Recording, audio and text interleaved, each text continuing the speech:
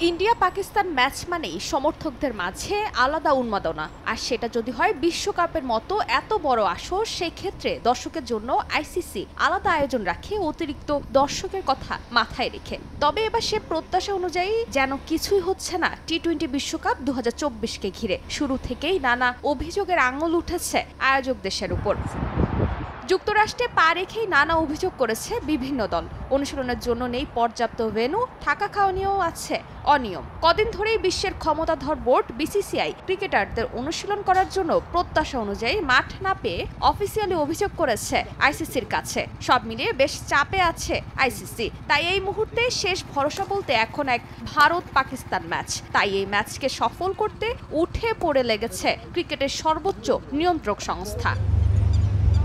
ভারত পাকিস্তান ম্যাচের টিকিট সবসময় চাহিদা তুঙ্গে থাকে। ফেব্রুয়ারি মাসে প্রথম লটে হাই ভোল্টেজ এই ম্যাচের টিকিট ছাড়া হয়, তখন একদিনের মধ্যেই বিক্রি হয়ে যায় সব টিকিট। তাই এবার আবারও দ্বিতীয় লটে ম্যাচের টিকিট ছেড়েছে আইসিসি। জোরদার করা হচ্ছে নিরাপত্তা ব্যবস্থা। ধারণা করা হচ্ছে এই ম্যাচ থেকে প্রায় 15 মিলিয়ন অর্থ উপার্জন করবে কর্তৃপক্ষ।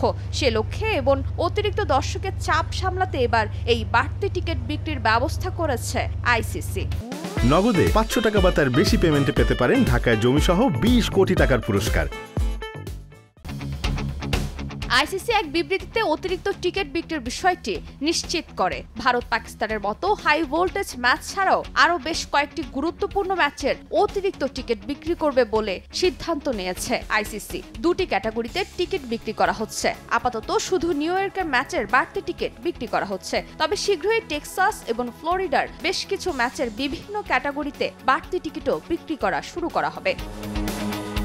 হাই ভোল্টেজ এই ম্যাচের টিকিটের সর্বোচ্চ দাম ধরা হয়েছে $10,000, যা বাংলাদেশি মূল্যে $11,72,600 টাকার বেশি। অন্যদিকে টিকিটের সর্বনিম্ন দাম ধরা হয়েছে $300, যা বাংলাদেশি টাকায় $35,000 টাকার কিছু বেশি। আগামী 9 June Nassau county international cricket স্টেডিয়ামে এই হাই ভোল্টেজ ম্যাচ অনুষ্ঠিত হবে।